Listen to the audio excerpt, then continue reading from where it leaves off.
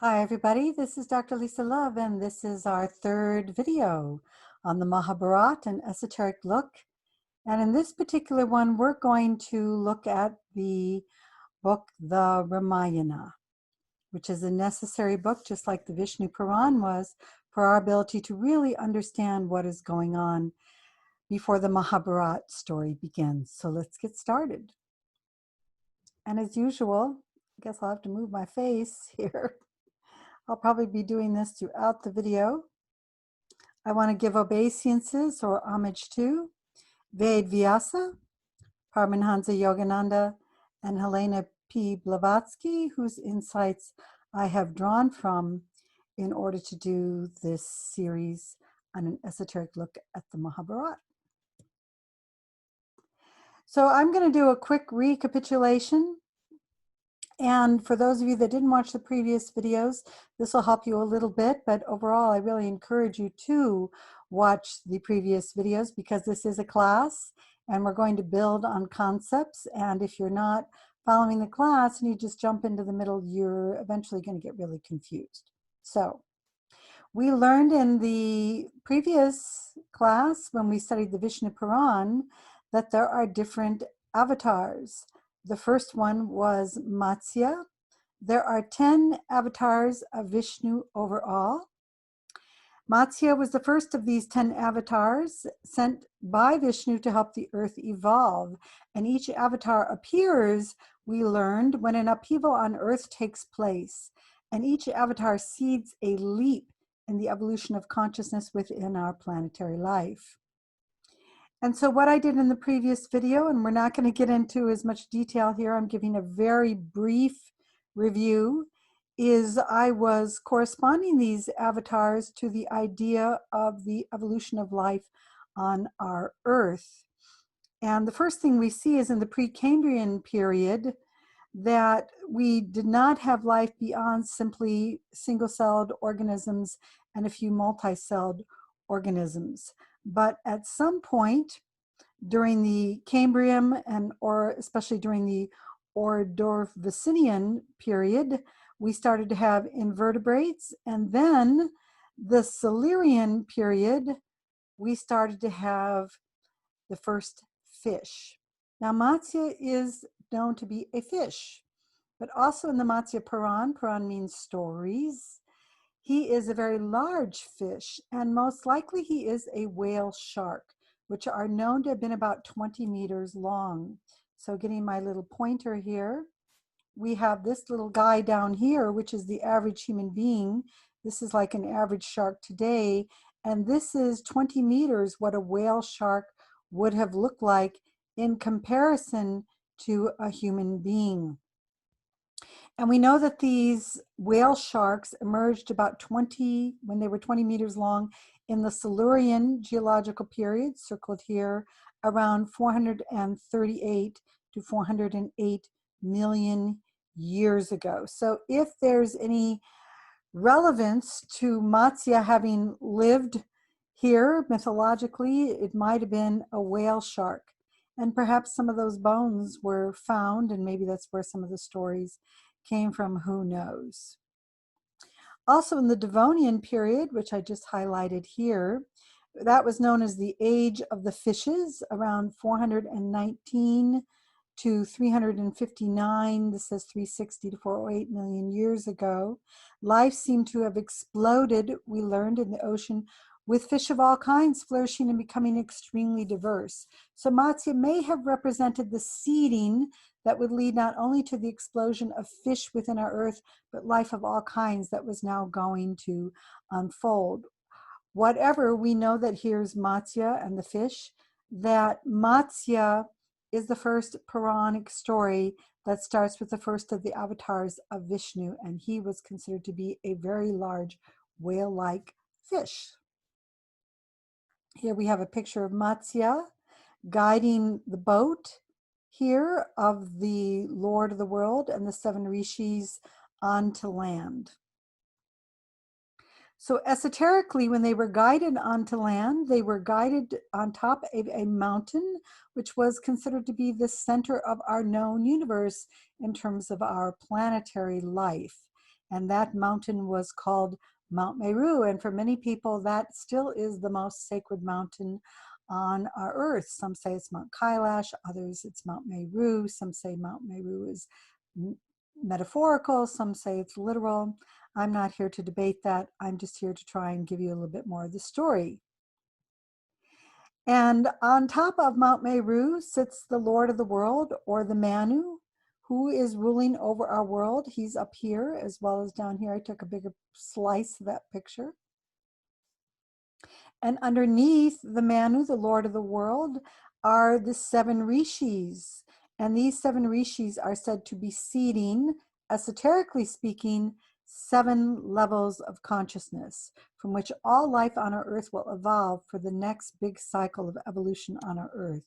So these 7 levels of consciousness are 7 kingdoms, which include, here's 7 different circles for you on that mountain: the Logoic kingdom, the monadic kingdom, the Atmic kingdom, the Buddhic kingdom, the mental kingdom, the emotional kingdom, and the physical kingdom. Now, there might be other ways to represent this, but this is one way that I'm representing it according to some esoteric traditions. Regardless, we see that for life to evolve on this earth, esoterically speaking, we have to have these 7-fold division happen in some manner, so that consciousness can expand through all of these 7 levels. And the form of life will change as we evolve up these 7 levels, but the form is not so important as the consciousness is, at least esoterically speaking. So we also learned in that previous video that there are 10 avatars of Vishnu seed each next step in evolution. And I will just be taking myself all over the screen, so get used to it. And here we have the basic esoteric idea that was explored in the previous video, that the avatar of Matsya represents the evolution of fish life here on Earth. Following that came Kurma, who sits on top of a tortoise. He's like a tortoise god, so to speak.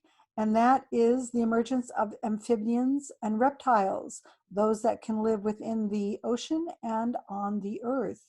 Then came Varaha the boar, which symbolizes the emergence of mammals. Then we have Narasimha, an animal man. And then we have Vaman, who represents more fully looking like a human.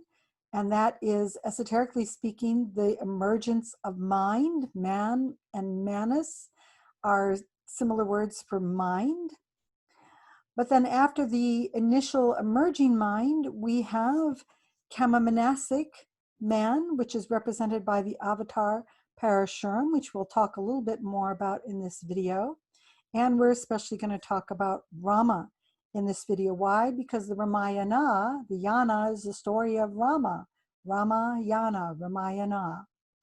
Now, these avatars down here are shifting us out of the astral plane into the lower and then higher mental planes, onto the Buddhic planes and beyond.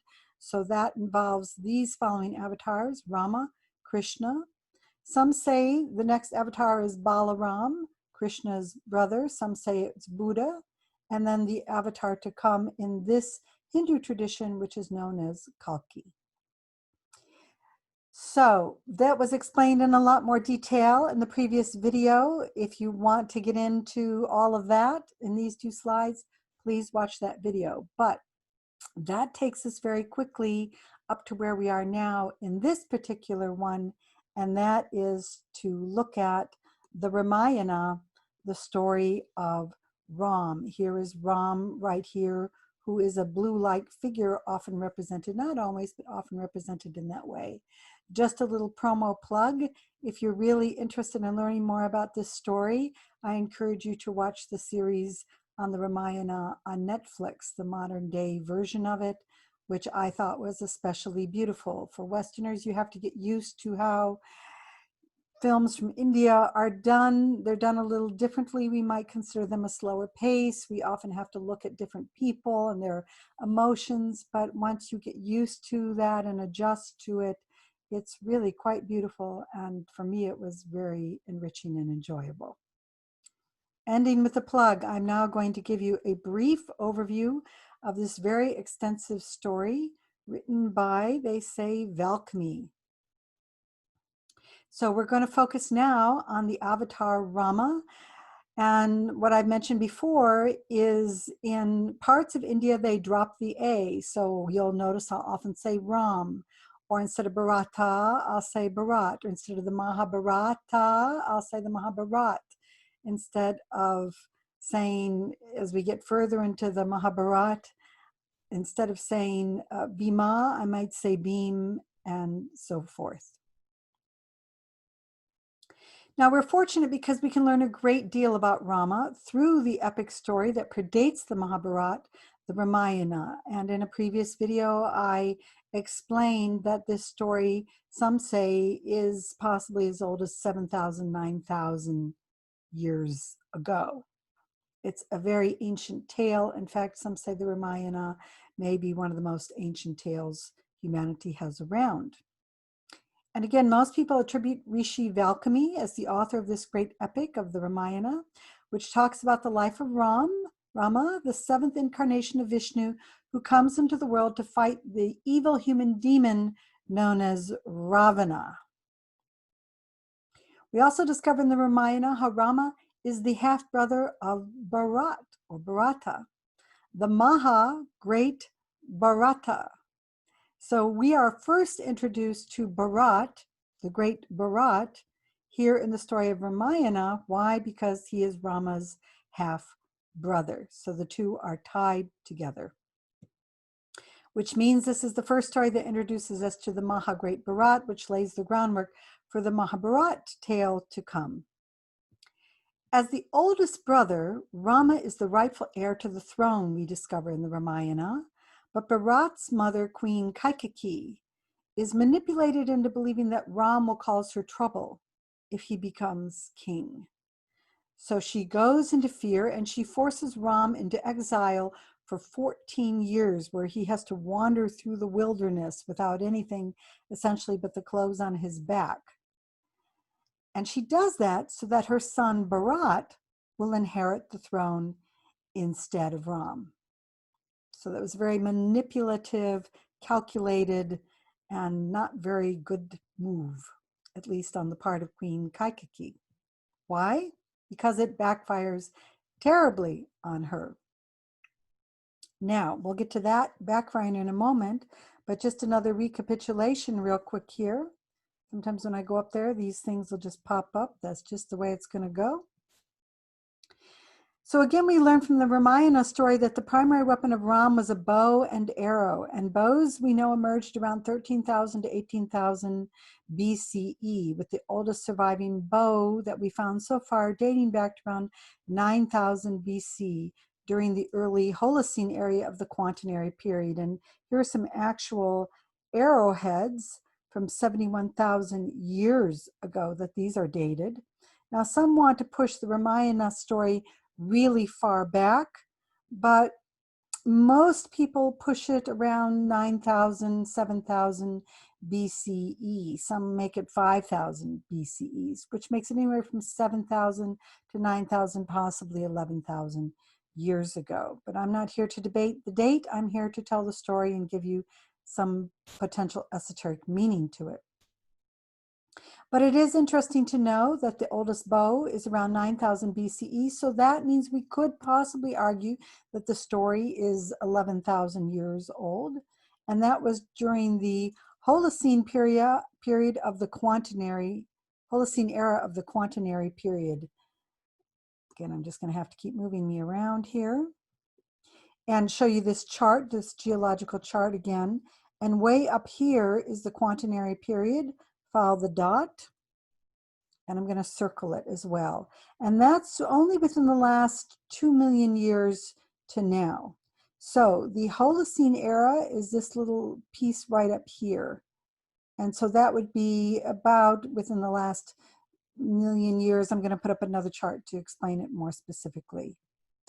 Follow the red dot. We also know that Rama walked everywhere, which means he had to exist before bows were used on horseback around 2500 BCE. So it really puts the story, whether it was written then or not, it places the story, at least it has to be before 2500 BCE, most likely in the dates that they say that it was supposed to have been written, around 5000 BCE, 7000, maybe even 9000. And again, we see the correlation of the Aryan race. We talked about that in the previous video, emerging in a more significant way around 9000 BCE during this quaternary period up here. Now that's actually very recent in geological time. I mean, Matsya is all the way down here in the age of the fishes in the Silurian and Devonian era, when those whale sharks might have existed. So we have a long period of time between what the previous avatars might have represented in terms of evolution of life on this earth and the appearance of Ram. And theosophists claim that the Aryan race, we'll go to those those different races again in a moment here, but again, please watch the previous classes. I don't want to explain, I'm not going to re-explain all of these different races in this particular class. It would be redundant.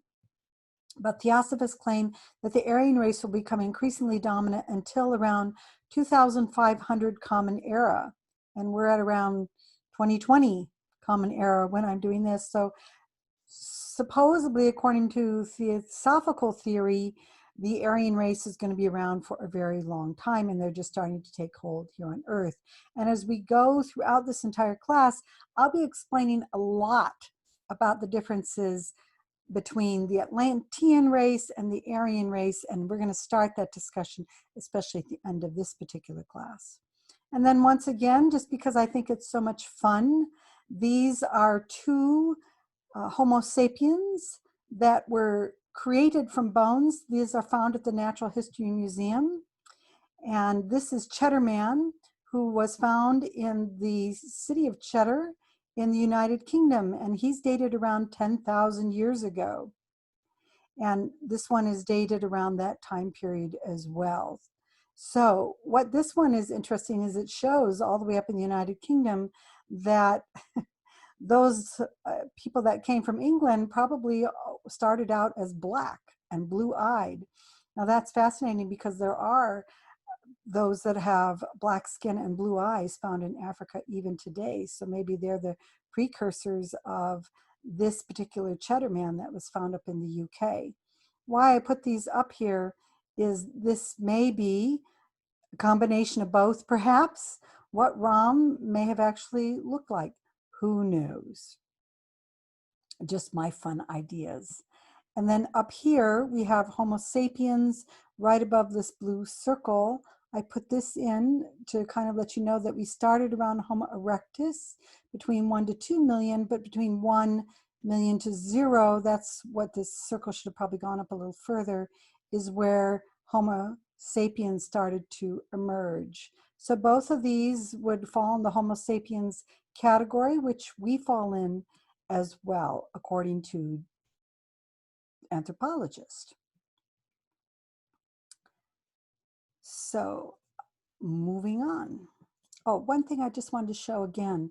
So modern speech and possibly modern writing happening as far back as at least tens of thousands, maybe even longer than that now. I know that they are finding cave drawings dating back now to 25,000 years ago. So there's already some intention that we have evidence on of human beings communicating through cave drawings, handprints on the walls, and pictures of animals. Anyway, enough of that discussion. That could take a class or 2 or 3 just going through all of that. Let's go back to this particular idea of the esoteric meaning. And here we have once again that idea coming from theosophy of the different root races. And I was showing in a previous video how the different avatars of Vishnu could correspond to these different races. Now, I don't really care for the word race. I prefer the word consciousness. And that will make more sense to you, especially as we go into the esoteric version here. Because if you see them only as races, Lemurians were supposedly hundreds of thousands of years ago to some say 18 million years ago, Atlanteans super, super far back there in time. We need to drop that idea if we're going to understand the esoteric meaning here and simply look at states of consciousness and not when a particular people existed on a particular island that might have sunk into the ocean somewhere back in time. So as for the goal of this Aryan level of consciousness, we will learn a lot more about this in slides to come, but in brief, they're meant to cultivate the mind through logic, reason, and a more scientific point of view. Now, that's not to the stage yet that the Enlightenment started to put us on when Ram was existing, possibly as far back as 11,000 years ago. Let's just say 10,000 to make it simple. But we are seeing that we're getting more and more of a scientific point of view as we emerge farther along here in the development of the human race and our consciousness. We also see, according to theosophical theories, that the Aryan race is meant to conquer the ethers, or the Akash, sometimes it's known, which would refer to the fact that human beings in this time will increasingly move both out into the ethers in terms of outer space, as well into the inner space through our understanding of inner consciousness and the Akashic records, which might have seemed like a far out new age idea, except now we have a modern name for it. It's called the internet. I mean, how is it that this entire class, the entire course, everything can be stored on something tinier than my fingernail, way tinier than my fingernail? I mean, it's mind-boggling. But that is evidence that there might be some validity to the idea that the Aryan race is starting to conquer the ethers, both in terms of inner and outer space. That's why we see the Star Trek and all of that kind of stuff happening too, because that's the whole idea, Star Wars, Star Trek, of going into outer space. So coming back to our story of the Ramayana and the Mahabharata, here we have two characters. This is Rama and this is Bharata. Again, Bharata is the half-brother of Rama. In this particular picture, Ram has been sent out into the wilderness and has become a renunciate, and Bharata has followed him out, but I'm getting a little bit ahead of myself. So back to the Ramayana, or story of Rama, we learn that when Rama goes into exile, his half-brother Lakshman and his wife Sita join Rama in exile.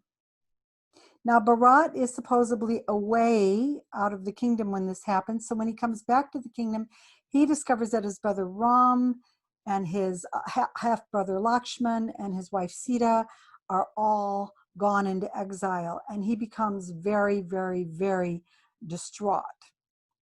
He does not agree with his mother's plot to get rid of his brother and put him on the throne instead. So, distraught by what his mother has done, Bharata himself decides to go in search of Ram, Lakshman, and Sita. Why? Because he wants to bring them home. But when he finds Ram, which is kind of what we're seeing here, he begs Ram to come home with him.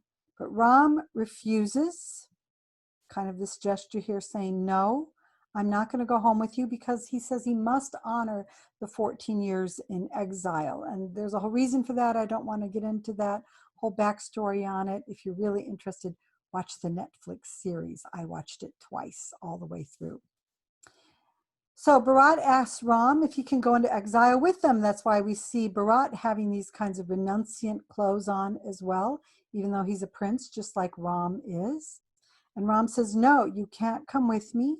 And he asks Bharata to go back and rule the kingdom instead, while he and Lakshman and Sita go through the 14 years of exile. He wants Bharata to go and rule on his behalf.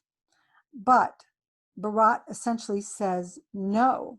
He's heartbroken, but agrees to return to the kingdom, but he asks Ram for the present of his sandals, which is what we're seeing down here. He's taking Ram's sandals. Then when Bharata gets back to the palace, he refuses to put himself on the throne. and instead he places Ram's sandals there instead. And then he does something even more great, Maha, or extraordinary. The Maha, the great Bharata, decides that he himself will renounce the notion of inheriting the throne. And he does this primarily because he insists that no one should ever desire power or rule on a throne unless they are spiritually worthy. And he doesn't consider himself to be as worthy as his brother Ram. Again, Ram is the avatar of the age. He's Vishnu incarnate. Bharat recognizes that. His mother, Queen Kaikeyi, didn't, but Bharat recognizes that he is not nearly as worthy to rule as Ram, even though he rightfully could have inherited the throne, because Rama's been pushed into exile, and so he's the next one in the chain of command that should inherit, so to speak. But he says, no, nobody should rule unless they're spiritually worthy to do so. And so instead of him going on the throne, he puts Ram's sandals on the throne. And he also says something else really incredible, that no one should seek power if they violate the ideals of brotherly and sisterly love. And one of the things, I know it's Bollywood, but it's still fun to watch. Maybe it's over romanticized, but it still does give you a hope that maybe life was that way or could be like that. You really get a beautiful understanding of the love between brothers, and even the love between Ram and his wife Sita. You start to get this beautiful sense of how love should rule our relationships. That's emerging in the character of Rama that we haven't seen before, in a way that makes it revolutionary and does make him, in a lot of ways, like an avatar. So the Ramayana story sets up the background for the Mahabharata story that will come with the great Bharata. Unfortunately, as we shall see, especially in the coming classes in the Mahabharata story, this legacy degenerates into an epic war between brothers for the throne. The reason why this slide says tomorrow is because I originally presented this class to people that were in person with me, and now I'm using the slides to do this for a video. So you'll see that in the classes to come, how this degenerates. And the Mahabharata tale is about how brothers are now fighting a horrendous battle against each other for the right to rule. So we have gone from the great Bharata in this story, the Ramayana, saying nobody should rule unless they're spiritually worthy, and brothers should always love one another, to brothers essentially willing to kill each other off for the right to rule the throne, and not caring about who is spiritually worthy or not to rule. Move me around just a little bit again. Here we have another picture of Rama. Here's his wife Sita, and here's his half-brother Lakshman. And here they are wandering through the forests of India. So again, before we dive deeper into the Mahabharata story, let's speak a little bit more about the Ramayana. Again, Rama has been forced into a 14 period of exile, and this number signifies 13 years of going through a transformation, releasing old ways of being and adopting new ways of being, plus 1 year of demonstrating that you have established yourself permanently in the changes you have grown through or gone through, is another way perhaps to have said that. Now, those numbers are interesting because if you look in a modern day tarot deck, the 13th card in the major arcana of the deck is death, which is all about death and rebirth or spiritual transformation. And the 14th card is temperance, which is, a sword that has been tempered means that it's strong enough to do what it's supposed to do. So there's the same idea in the Western mystery tradition of the tarot, that 14 is significant because you have to demonstrate that you've been tempered.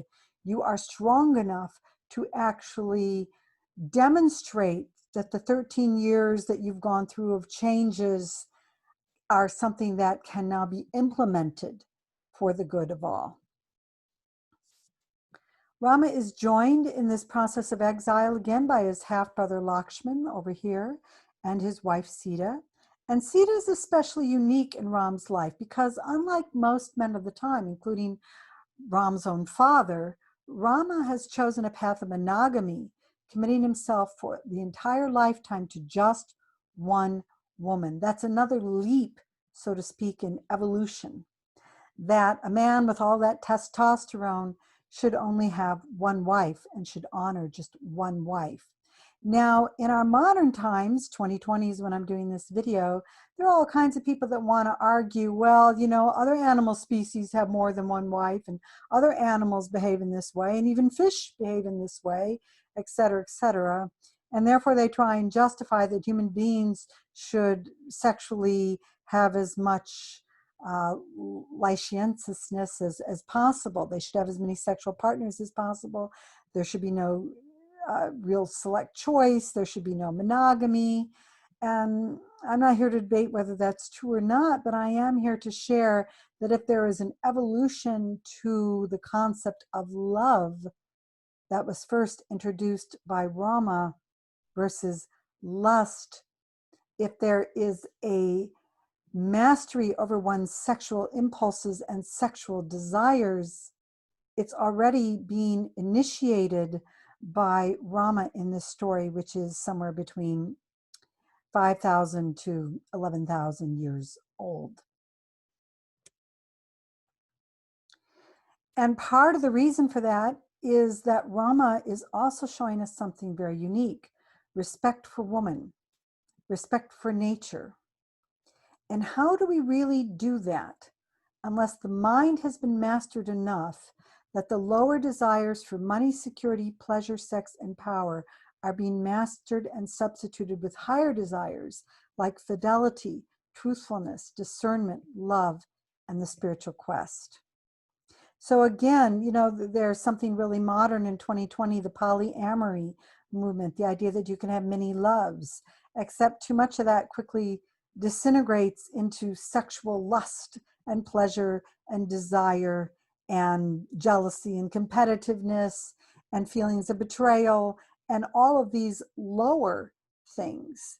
So again, if you're going to have higher desires rule, you've got to demonstrate mastery or sublimation at minimum of these lower desires so that they do not take over the higher desires. And this is going to be really essential, not only in the story of the Ramayana, but especially in the story of the Mahabharata, where we're going to watch all the different ways that there are excuses made. Well, we don't have to really have this, and we don't have to have that, and we don't have to give up this and that.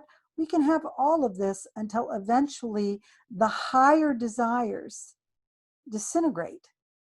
And we have one of the bloodiest battles here on earth about to happen in that story. So it's very, very important that the mind, manas means mind, essentially the word man means mind, is able to sublimate the lower desires for higher ones, to sublimate the lower desires so that one can build one's higher nature, greater respect for woman, and respect for nature herself. Well, it's interesting to see because in a way, the Mahabharata battle, we're in it again right now with global warming, aren't we? We're in that same battle for wanting to disrespect women, not wanting to have women be equal, treating nature as an object that we can just simply exploit. Sexual slavery is going on rampant around the world, and women are trying to push back to say that it's not okay for women to be raped and all these other horrible things that are happening to woman, to nature, and to our own spiritual nature. All of that, in a way, is being debased and denigrated. But when Ram came in, he was trying to show us the way out of that kind of denigration by holding a very high standard of how we can behave. And in behaving in those ways, primarily through mastery of our minds and our lower impulses, the natural consequence is we build a heaven on earth. We respect Mother Earth.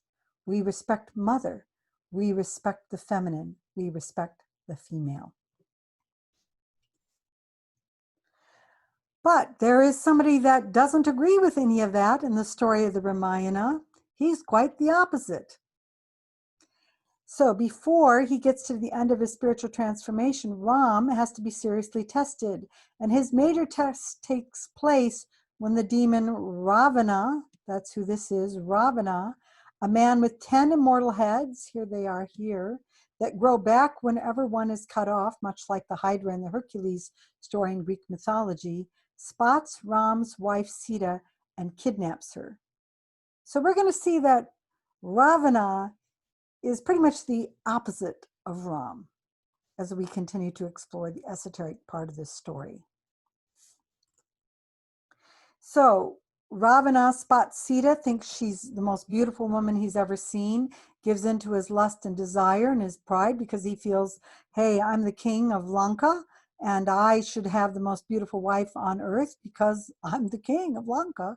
And so he flies away with Sita on his golden chariot, taking her to his kingdom on the island of Lanka, which is now Sri Lanka, off the southern tip of India, holding Sita prisoner until she agrees to marry him. Now, he could have forced her to marry him, but something about Sita evokes within Ravana this desire that she actually wants to be with him, and not just that he takes her by force. And so in a way, that's a good thing because it buys Ram time to try and find his kidnapped wife, Sita. Sita refuses to marry Ravana. Instead, she endures hardship and waits to the best of her ability for Ram to find her, a process that ends up taking a very long time, a lot longer than she certainly anticipated. Now we're going to have a character that is famous in India. Pretty much everybody knows about these stories. If you're from the East, you're probably yawning a little bit saying, been there, done that, know about all of this. But I hope I'm going to share with you some of the more esoteric side of the story as we keep going. So I hope some of it will be illuminating. If you're in the West, you may not know these characters unless you've traveled to India. And then now, if you do travel to India, you will understand why you see some of these characters celebrated so much there. So this particular character is Hanuman. Since Sita was kidnapped in a flying chariot, Ram is unaware where she has gone to. Heartbroken, he is walking all over India, which at the time was known by another name. Eventually, India was known as Bharat to celebrate the great Bharat. And in our modern day times, it's known as India.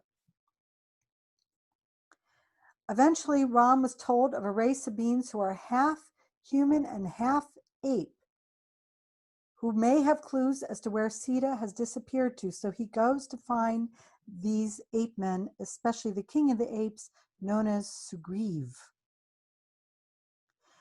When he meets these ape-like men, Ram meets his greatest devotee, Hanuman, who has been waiting for a spiritual teacher like Ram. Hanuman, interestingly enough, has been given the gift of flight. That's going to be very important because eventually, as we will see, Hanuman flies to Lanka, spots Sita there, and just as Sita is getting ready to kill herself, Hanuman encourages her to wait, letting her know that Ram is trying to find a way to rescue her. Eventually, Ram does find a way by building a rainbow-like bridge from what is now India to the island of Lanka. That is an interesting concept, having to build a bridge, because we find that in a lot of different spiritual traditions, where somehow or another you have to build a bridge from where you're at to somewhere else in order to be able to reach a new level of consciousness or to help humanity evolve to a new level of consciousness. So with the help of Lakshman, Hanuman, Sugriv, the king of the apes, and a multitude of ape men, Ram frees Sita and kills Ravana. Now, this is spelled differently elsewhere in the video. And so it's really Sugriv, not Sugri, as said here. I have So many details, and I've actually worked on this series for years, and I'm only one person doing it all. And I caught the spelling later in this, but obviously I didn't catch it there. There's just too much to edit. But the word is Sugriv, and that's not the correct spelling. Let's go on. Having finished his 14 years in exile successfully, Rama is now free to return home, where his brother, the Maha, the great Bharata, waits for him. So we're going to see this theme repeated in the Mahabharata story of the brothers having to go, at that time it's more than one, into exile. The 5 Pandavas and their wife have to go into exile for 13 years. And the 14th year, they do a similar thing, where they have to fight the great battle of the Kurukshetra war. We see a parallel here where we have Ram and Lakshman and Sita that are 13 years in exile, and on the 14th year, they get to go and fight the battle with Ravana.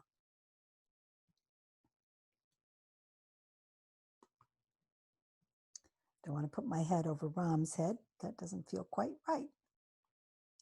So how is it that Ravana is defeated by Rama? Well, mainly because Rama is the avatar that represents the new ideal man. What makes Ram ideal? And especially if you think about how long ago this story was written. We have the story of Jesus appearing around 2,000 years ago. The story of Ram or Rama is at least 5,000 years ago. Some say as old as 11,000 years ago. Well, to me, that was really remarkable because this ideal man is unlike Ravana. Ravana, we'll find out, is intelligent but driven by emotion. But Ram is able to remain calm and work through his emotions, giving him greater equanimity, compassion, forbearance, courage, intelligence, wisdom, a keen sense of duty, loyalty, and many other more soul-like qualities that Ravana does not possess. Now, think of it. How many human beings, even today, have equanimity, compassion, forbearance, courage, intelligence, wisdom, a keen sense of duty, loyalty, other soul-like qualities? How many humans even today have that? Let alone the story of someone like Rama or Ram thousands and thousands of years ago appearing. You can kind of get an understanding why he's considered such a great avatar. And as you read the story, it almost seems too good to be true that anybody could actually be like Ram is. But whether he was real or not, I'm not here to argue. What I'm here to argue is that it's deeply inspiring to role model yourself after such a life. Rama is also the ideal son, brother, husband, and even the ideal devotee who during his exile respectfully learns from and protects the various sages, gurus, and rishis throughout the land. But interestingly enough, to defeat Ravana, Ram needs the help of the ape men. Well, why is that? Well, esoterically, one of the things we start to see in these stories is that levels of consciousness overlap each other throughout many thousands of years. Now, again, a lot of people in the theosophical traditions will look at races, and they believe that this race existed this many millions of years ago, this many tens of thousands of years ago, this many thousands of years ago. And again, we have to get rid of the idea of races and think more of consciousness. Because what we're going to discover is if you read these Puranic stories according to levels of consciousness, these levels of consciousness are still around. So at the time of Rama, somewhere between 5,000 to 11,000 years ago, the level of consciousness of ape-like men was still around. And though Hanuman is not as intelligent as Rama or even Ravana, unlike Ravana, Hanuman is able to recognize the superiority of Rama. The other ape-like men, Sugriv and his brother Valen, don't recognize necessarily the superiority of Rama. They don't have the intelligence that Hanuman has. But Hanuman isn't nearly as intelligent as Ravana. But Hanuman has a characteristic that is more superior than what Ravana has. Hanuman has devotion. Hanuman has some level of intuitive capacity to recognize who Ram really is and to follow him. So as the ideal devotee to Rama, Hanuman is better able to sublimate his own emotions and animal nature, which is an interesting point, especially for the Aryan level of consciousness that is coming in. Because the Aryan level of consciousness is likely to throw out devotion and celebrate the intellect and the reasoning, scientific-like mind far too much. If there's something to theosophical ideas that the Aryan level of consciousness is going to be around for 250,000 years, then this could become a real danger. If we throw out the ability to have devotion to a higher ideal, we may have a dry, arid intellect that is capable of doing horrific things. Now, already in terms of Aryan consciousness, the way that word has been used, it used to mean the noble race. But when Hitler came into power, he gave that word Aryan a really different spin. Or did he? Because as we're going to continue to see as we go through this course, Aryan consciousness can be sadistic. It can act in horrific ways. And that's something we need to be aware of as we evolve from this point on as a human species. If there's anything to these theories, we are in for a lot of danger if the mind gets divorced from the heart. So Hanuman's intense devotion to Ram allows him in a way to leap over Ravana developmentally, and apart from Bharata, become one of Rama's most beloved and supreme devotees. Now let's take a little bit more of a look at Ravana, who is actually a very evolved being at the time. Having considered Ram more in depth, let's take an esoteric look at Ravana. To begin with, we are told that Ravana is a demon or devil. Now, I really think this word is interesting in English because it's actually the word lived spelled backwards, or live is evil. If you look at them, here's E-V-I-L, L-I-V-E, or devil and lived. So what it basically is, something that is devilish or evil is something which is, I once had a teacher say, a great good that has outlived its usefulness and refuses now to die. In a way, that's Ravana. He represents the epitome of the previous level of consciousness, Atlantean consciousness. He is the height of it. But it's time for him to go. There's a new avatar in town, so to speak, and that's Ram, representing a new level of consciousness. Ram is seeding that new level of consciousness. It has yet to take birth even now in 2020. Thousands of years later, maybe 10,000, 11,000 years later, human beings are still primarily Atlantean in consciousness or Ravana-like. Now, what's interesting is Ravana is essentially the king of all he surveys. For those of you that have studied my courses on Alice Bailey's teachings, he's like the integrated personality, which is the height of Atlantean consciousness. He has all the money, security, pleasure, sex, power that he wants, Ravana. What else is interesting to discover is that Ravana is a fierce devotee of Shiva. He's the lord of death, so to speak. That's not fully correct, but Shiva basically is that which has got the capacity, if we worship him, to bring the ending to any story. He was generated in the Vishnu Purana by Vishnu as the one that puts the ending to stories. So in that way, he's somewhat like a lord of death. There's another lord of death in the story of the Ramayana, and his name is Yama. But anyway, Ravana is so unafraid of death that he is known to cut his own head off 10 times to honor Shiva, making each head seemingly immortal. So here we have kind of a picturing of the 10 heads here. In other words, Ravana is fiercely devoted to Shiva through the use of will for the purpose of gaining power or gaining boons, as we'll discover. Why 10 heads? Well, what we find out in this esoteric rendition of it is that these 10 heads represent knowledge of the 4 Vedas and the 6 Shastras. So here are the 4 Vedas, the Rig Veda, Yajurveda, Samveda, Arthava Veda, and then these particular Shastras, which represent mathematics, yoga as a way of life, meditation, law and administration, physics, astronomy, mechanics, philosophy, justification, and Vedanta philosophy. So Ravana seems pretty evolved if his 10 heads represent mastery of these things.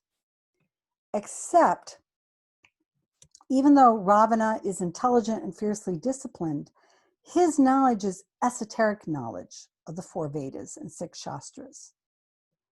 That is, it's not built upon a true esoteric inward understanding. It's more like a literal understanding. Why is that? Because Ravana is still Atlantean in consciousness, which means he is full of kama, manas, or desire mind. And we know this again, why? Because his life is very much about money, security, pleasure, sex, and power. Read the story. That's who Ravana is. It's very obvious. And so he goes through all these boons for the purpose of getting stuff, not to become a better person, the esoteric path that Ram represents, but because he wants more stuff. So he'll cut his 10 heads off so he can get more money, security, pleasure, sex, and power, not so he can become a truly spiritual human being. Again, those with Atlantean consciousness are not aware of higher desires, meaning even their spiritual lives are more about exoteric spiritual disciplines, primarily engaged in so that, again, they get those boons. He wants the favors from the gods. He wants the favors from Shiva, again, so he can get that money, security, pleasure, sex, and power, and not so he can learn truly spiritual esoteric practices like Ram is engaging in about inner personal transformation,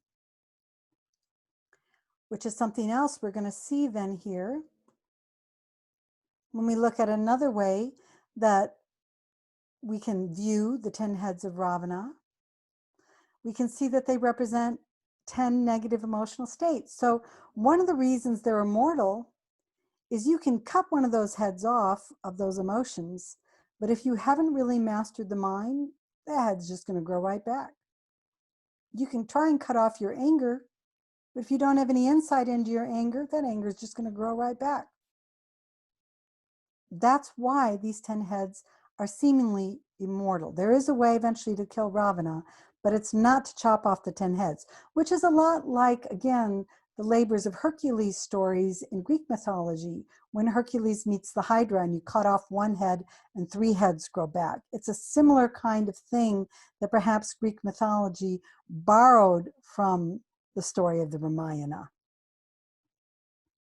So what are Ravana's 10 negative emotions? Well, they basically are pride, greed, there's the anger or krodha. Pride is Maha, greed is Labha, anger is krodha, lust, moha or delusion. And what is delusion? Delusion is that all there is to life is what the 5 senses reveal. So I wake up in the morning, I look out and I just think about all the things I want out there that I see, that I can hear, the music I can listen to, the things I can see, the food I can taste or eat, the wonderful flowers I can smell, or the perfumes I can smell, the wonderful 5 senses of things I can touch, etc. It's all about out there, which is the realm of delusion, the realm of the 5 senses. Jealousy, negative mind, which is basically the distorted, restless mind that always has to keep chattering, like the monkey mind that's so hard to control in meditation.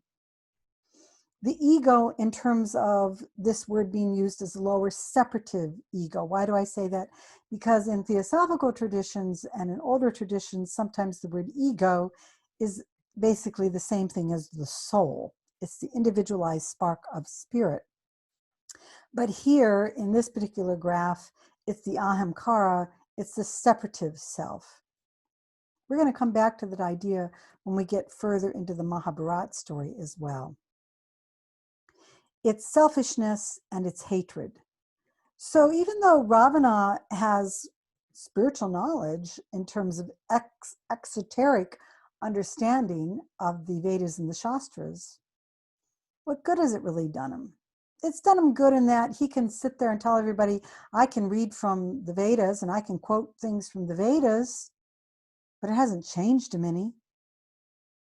He can do fire rituals and all kinds of austerities so that he can get certain boons, but it hasn't changed him at all.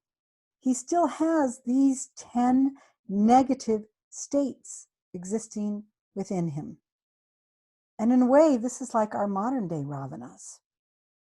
Those people that are living amongst us who have all the money, security, pleasure, sex, power they want, and they may even be head of spiritual organizations quoting spiritual scriptures, but they haven't gotten rid of these 10 heads. They're still full of pride, greed, anger, lust. They primarily think that the world is all about what they can get out there. It's not about truly walking the talk or applying the teachings or inner transformations, or if they do apply some of the spiritual teachings from the spiritual scriptures, it's basically just so they can get more stuff. They can look better spiritually and have more power, so they can have more sex, so they can have more pleasure, so they can get more people devoted to them, to make them feel more powerful, to make them have bigger and more inflated egos, on and on and on. Ravanas exist all around us today. And this is really important for us to understand if we're going to know how to follow the example of Ram and another avatar to come in the Mahabharata, which we'll talk about at the end of this video. We've got to follow their examples if we're going to do the inner work, the inner transformation. But Ravana doesn't even know any better. He just proudly indulges in all these negative emotions. He doesn't even find any reason why he should change them. They've served him very well. And we see that in our modern day Ravanas too. Why should I change? I don't have to actually walk the talk of the scriptures, even if I'm head of a spiritual mosque, church, temple, shrine, whatever. I don't have to actually walk the talk. I just have to quote what the scriptures say.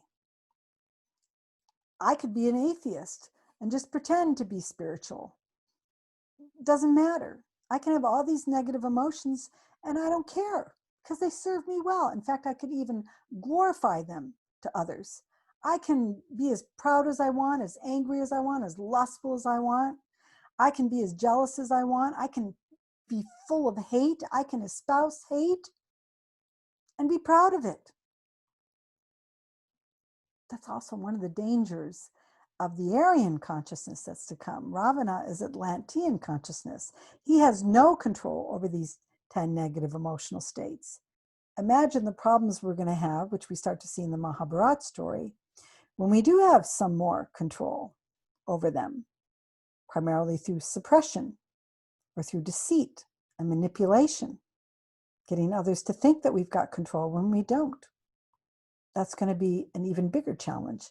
That's what the Mahabharata story will reveal. So again, part of what we're seeing here is that in the Ramayana story, we have a mixture of different levels of consciousness. And here are some ways that I found some. So according to one idea, Narasimha, a previous avatar of Vishnu, which has the head of a lion. Now we see in the story of the Ramayana, they have heads of bears or heads of apes. But what we have here is essentially animal man, which is mind mostly asleep. Now the next avatar, Vaman, we see that budding mind starts to wake up, but animal man, the mind is mostly asleep. They act on emotion, they act on impulse. And according to theosophical literature, Narasimha, I said in the previous class, is represented by a race of giants. Well, that's interesting because in this story, the Ramayana, we have one such giant represented, and that is essentially Ravana's brother. So esoterically, we're seeing that the Ramayana, which connects to the story of the Mahabharata, is bringing in the Vishnu avatar of Rama to represent a new level of consciousness. And we see the previous incarnations of Vishnu overlapping in this story. They're overlapping in the Mahabharata. They're overlapping in our world now. With the emergence of Rama showing how the previous incarnations of Vishnu are still present in overlap. Starting with the avatar Narasimha, the animal man, who is the fourth incarnation of Vishnu. And if you remember in the previous class, we talked about the possibility of Narasimha correlating to the giant race called the Hyperboreans. This comes from the Theosophical tradition. Hyper means large, and they come from the north or the land of Boreas around the North Pole. So the Hyperboreans are these giant beings that lived within the North Pole regions and came down from there into the northern regions at the time. In the Ramayana story, we see the presence of a giant in the character of Ravana's brother, Kumbhakarna. As a reminder, lest you wonder if giants ever existed, here is the reference of a modern giant right now. Put that up. This is a man that was born in the, afraid of that, I'm going to have to get out here. I don't have the reference to who this person is in this particular slide. That was in the previous class that I did. I thought that that reference of who he is came up. This is the 1940s. This is a young man in Michigan who is the tallest known person, and I think he was about 8 feet 11 inches, 8 feet 10 inches. I thought I put the reference up in the video. I didn't. You'll have to watch the previous class to get that. But here's somebody who's almost 9 feet tall, and the Hyperboreans were said to be 10 feet tall, and here's evidence of somebody who existed within my mother's lifetime in the 1940s. So here we're back to this, and this is Vaman, the fifth avatar, where we have budding mind that is starting to be focused a little bit more through desire. Now Hanuman is in some ways connected to that, but I see Hanuman as more evolved than simply that. So referring back to the avatar Narasimha, the animal man, we also see a reference to the animal man in the Ramayana story. When we talk about the monkey men and bear men who come to Rama's aid, they represent the instinctual nature of lower animal man who is cultivating some intellect but are still too dominated by emotion and impulse. And here's the correct spelling of Sugriv, the king of the ape men, for example, is subject to fear. So Sugriv is a lot more ape man-like. And Vali, Sugriv's brother, is subject a lot to anger.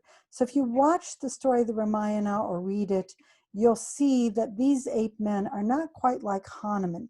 Hanuman's mind is a little more developed than just simply a budding mind. You see Sugriv and Vali aren't totally like animal men. They're a little bit more Vaman-like in that they have a little bit more intellect that's coming about, but not nearly as much as Hanuman, who is kind of the height of the evolution of this kind of stage here. In the character of Hanuman, however, we see something different. We learn how mind can be developed more if our instincts and emotional impulses are sublimated through pure devotion to Rama. And again, Rama is reason, principle, duty, and eventually love.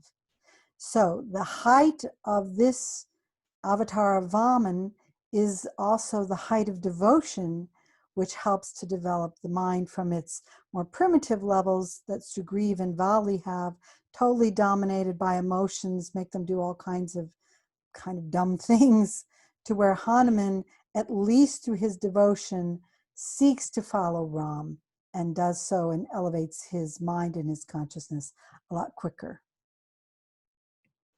Then we have the avatar Parashuram, which is chemomonastic intelligence, but still driven by emotions and the five senses. So Ravana is a lot more intelligent than Sugriv or Vali. And in many ways, he's a lot more intelligent than Hanuman. But as we saw, he is still way too dominated by his emotions. So is Parashuram, who makes an appearance here in this story of the Ramayana.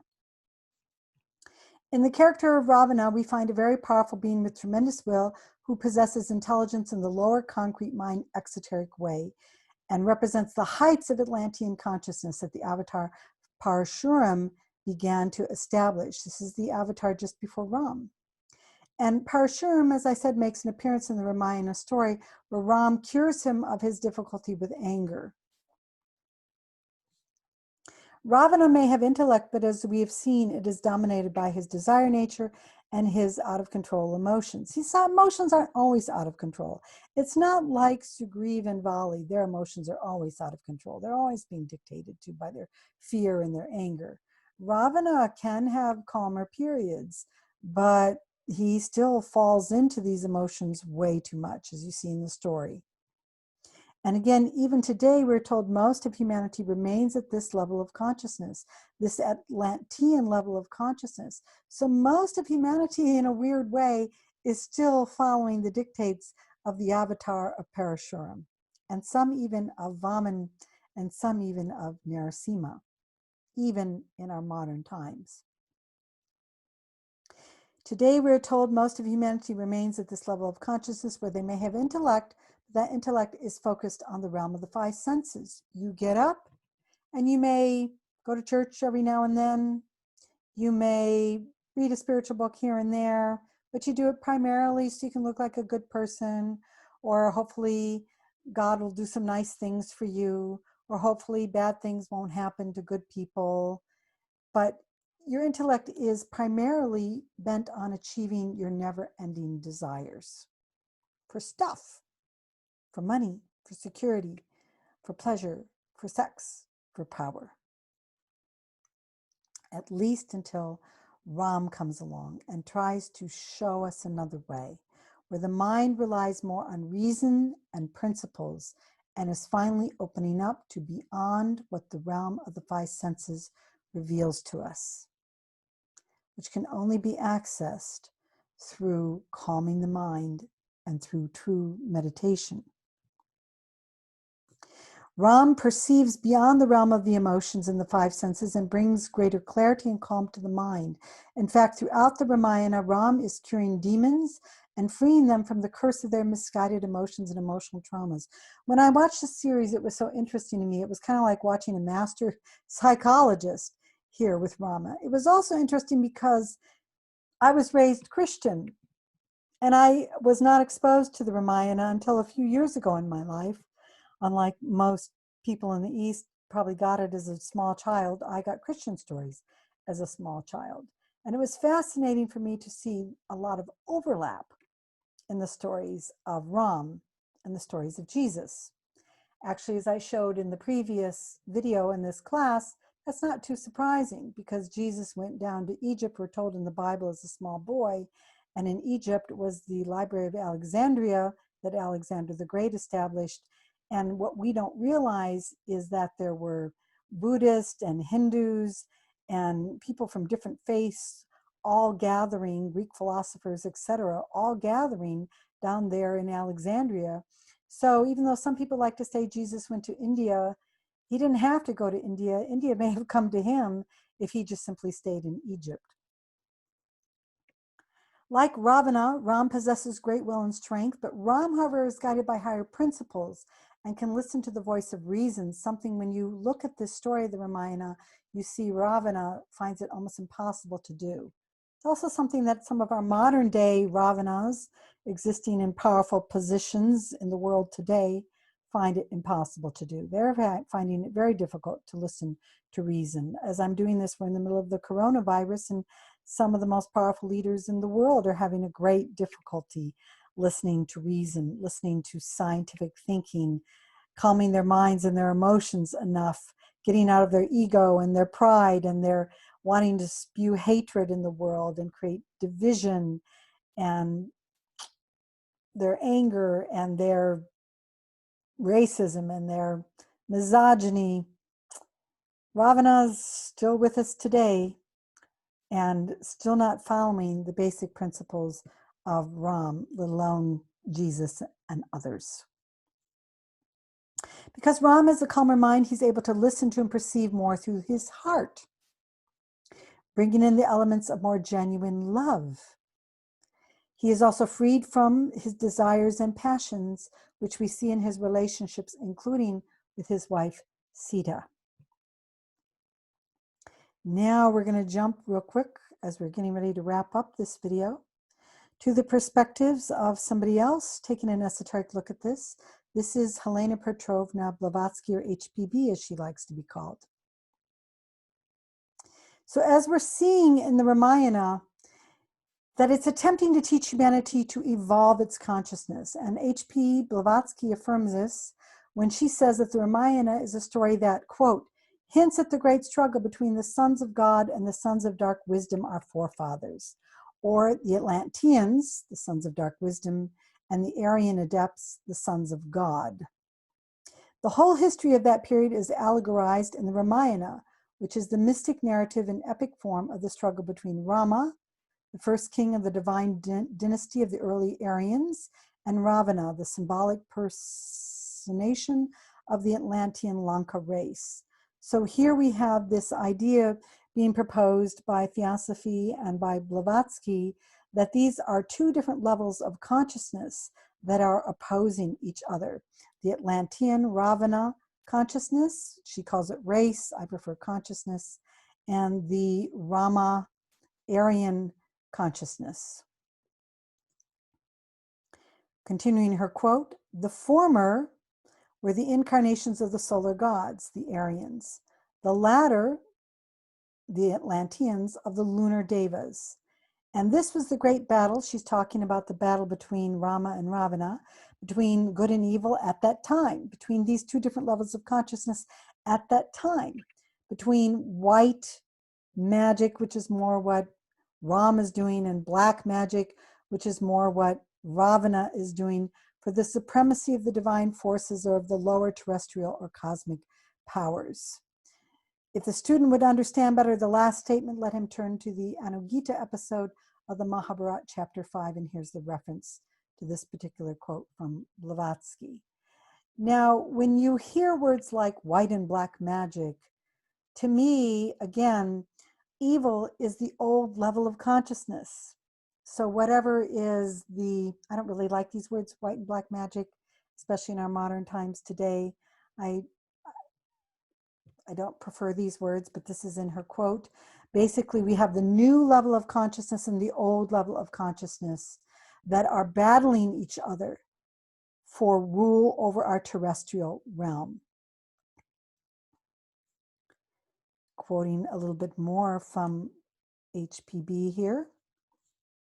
She goes on to say how the Mahabharata story represents also a struggle between, this time, the lower aspects of Manas or mind and the higher aspects of mind. And she says, Manas is dual, lunar in the lower, solar in the upper portion, says a commentary. That is to say, it is attracted in its higher aspect towards buddhi, and in its lower aspect descends into and listens to the voice of the animal soul, full of selfish and sensual desires, and herein is contained the mystery of an adept's as of a profane man's life, as also that of the post-mortem separation of the divine from the animal man. So trying to help you clarify this, and if you want more clarity here, look at my series that explains 7 levels of consciousness and the spiritual human that I have on my YouTube channel. But essentially what we have is the lower aspect of mind, or Ravana, the exoteric aspect of mind, the lunar aspect of mind that reads things literally, doesn't have any kind of intuitive understanding, doesn't really know how to walk the talk, doesn't understand that these are metaphorical lessons of how to live our lives, doesn't grasp the higher aspects of mind, which are solar in the upper portion, which can tune into buddhi or Buddhic consciousness related to the word Buddha, or Krishna consciousness, which is coming up in the Mahabharata story in the avatar of Krishna, or Krishna, Christ-like consciousness. So in other words, we see the animal soul full of selfish and sensual desires of Atlantean consciousness represented by Ravana, and the solar higher level of mind, which is able to think more in symbolic, metaphorical ways, more abstract mind ways, that allows it to listen to the higher divine aspects of our nature versus the animal aspects of our nature. Almost done here. I know this has been a long class this time. To summarize, esoterically, we see a struggle between the sons of dark wisdom and the sons of God. The lunar lords, which are the sons of dark wisdom, ruled by the lower animal impulses, using the word black magic. Some say they used Atlantean type technology to feed their lower desires, to sow evil, that word which is live spelled backwards, so that others cannot live. In other words, the new evolutionary push of the solar gods that are attempting to express their higher natures can't emerge. We see the same battle happening now, where Ravana-like beings are trying to get us to listen to just simply exoteric lower mind, to feed our desire natures, to oppose in an evil way the new emerging evolutionary push of the solar gods or those representing the higher spiritual natures. We're seeing it going on even right now. Basically, again, the battle between the Atlanteans and the Aryans, a word that originally meant noble ones, but as we're going to learn, doesn't necessarily mean that it's noble or spiritual in terms of the highest spiritual levels, certainly spiritual in terms of Atlantean consciousness, but we're going to learn Aryan consciousness has its own problems, which is what the Mahabharata story warns us about. And then Ravana and Rama, and the Pandavas and the Kauravas, which we're going to learn about more in the Mahabharata. And again, we see this struggle going on even now. So I'm going to summarize here then, what is Atlantean consciousness? And then I won't talk about Aryan consciousness because that's in the coming classes as we leave the Ramayana story now and go into the actual story of the Mahabharata, where we're going to learn a lot about Aryan consciousness. But let's look at what Atlantean consciousness represents. First of all, it's dominated by the world of the five senses. The minds are locked into the material plane. What is real is only what the five senses reveal. And even heaven, if it exists, is only there to fulfill earth-like desires. You're going to get to heaven and it's going to look pretty much like earth, only you're going to get to finally get all the money, pleasure, sex, power, security you wanted that you didn't get while you were alive. Atlantean consciousness is chemomonastic. Their minds become easily addicted and attached to the fulfillment of their lower desires. It is dominated by emotional impulses, which tend to cloud their capacity to think reasonably and clearly. It is shallow in the wish life, focused mainly on satisfying, again, those lower urges: money, security, pleasure, sex, and power. It doesn't understand what's really valuable. It's tribal, with a tendency to use violence, war, retaliation, genocide, incarceration, walls as a main solution for coping with others who seem foreign to them. Atlantean consciousness is, gotta move this just a moment, focused on worshiping those who help them maintain their tribal identities so they can retain their sense of superiority over others. Therefore, they're prone politically and in a religious sense to have in and out groups, kind of trying to represent that in that picture there. Who is superior, who is inferior? Atlantean consciousness is inclined to create cultures where abuse becomes the norm, causing them to establish dominator hierarchies that constrict the expansion of consciousness through the use of suppressive rules and norms. Atlantean consciousness views love in a utilitarian way. For example, if you support my needs for money, pleasure, and power, then I love you. If you no longer look beautiful, if you no longer have money, if you can't give me power, then I've fallen out of love with you, which really isn't love at all, but that's how Atlanteans are most likely to view love, as a kind of barter system. Atlantean consciousness worships gods, priests, superheroes who help them get their money, pleasure, and power needs met. And any god who does not do this is viewed quickly as being the wrong kind of god. And you've got to go defeat that wrong kind of god because it's stopping me from getting my stuff. And finally, Atlantean consciousness leads to an out-of-control attachment to external desires, where desire itself becomes a cancer within oneself and throughout the entire world. And all of this is what the avatar sent by Vishnu of Ram or Rama is here to help us work through, so that these kinds of consciousness don't dominate us in our daily lives anymore. So in conclusion, the Ramayana and the Mahabharata, I don't quite know where to put my picture, maybe I'll put it down here, as we look at them as the battle between the Atlantean and the Aryan levels of consciousness. How do we overcome this out-of-control Atlantean consciousness and the emergence of new Ravana-like beings in our own times, because they are popping up? One is pretty dominant in our world right now. If you remember, Bharata gave up the throne, placing Rama's sandals there instead. Why did he do that? Because Bharata believed no one should rule by birth. They should only rule over others if they have true worth. And that means nobody should rule over others simply because they inherit a throne, or they take it over through brute force, or because they have more wealth and privilege than others do. Only those who follow the example of Ram, who are humble enough to serve Ram's example of disciplining, purifying, and spiritualizing one's inner nature, should rule. For only when we can rule over ourselves can we even begin to rule over others. Now, I'm not implying that there aren't others that are spiritual leaders that we could follow, such as Jesus or Buddha or Muhammad per se. But we're talking about the Ramayana here, and that's why we're using Ram as the example. And finally, none of us can ever rule over others unless we do so through a spirit of brotherly and sisterly love. And sadly, that is much harder than it looks, which is why we're going to see in the next story of the Mahabharata how the legacy of Ram and even of Bharata disintegrates into one of the bloodiest battles ever.